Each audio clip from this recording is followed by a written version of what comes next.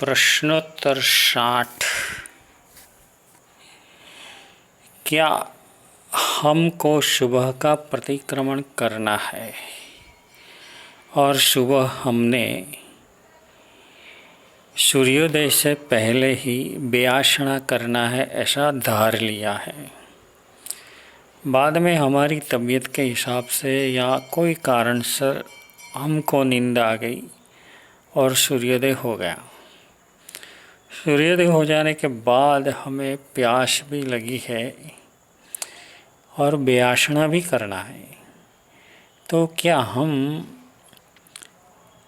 नौकारसी के समय पर, हमारे घर में ही भगवान है, तो नौकारसी के समय पर हम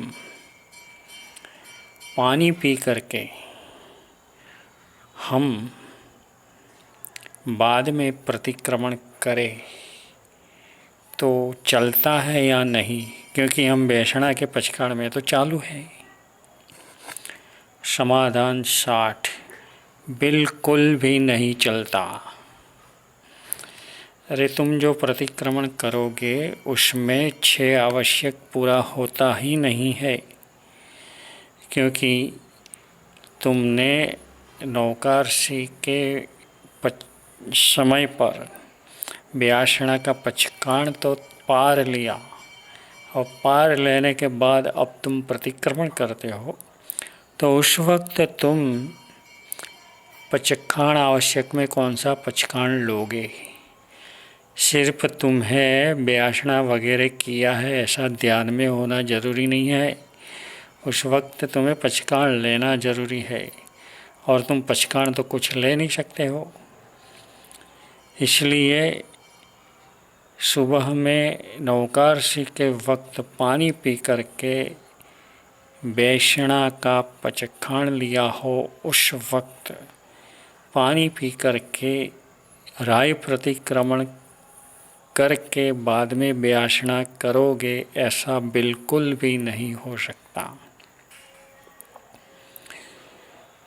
और सिर्फ यहाँ पर ही नहीं, सुबह में ही नहीं, शाम को भी एक चीज़ का खास ख्याल रखना है कि अगर तुमने तिवियार का पचखाण लिया हो, दुविहार का पचखाण लिया हो, प्रतिक्रमण होने में ज़रा देरी है और तुमको प्यास लगी है, तो तुम 3 नौकार गिन करके वो पचखाण पारते हो और बाद में प्रतिक्रमण करते हो, तो वो बिल्कुल भी नहीं चल सकता, क्योंकि तुम्हारा पचखाण नाम का आवश्यक प्रतिक्रमण में नहीं टिकता।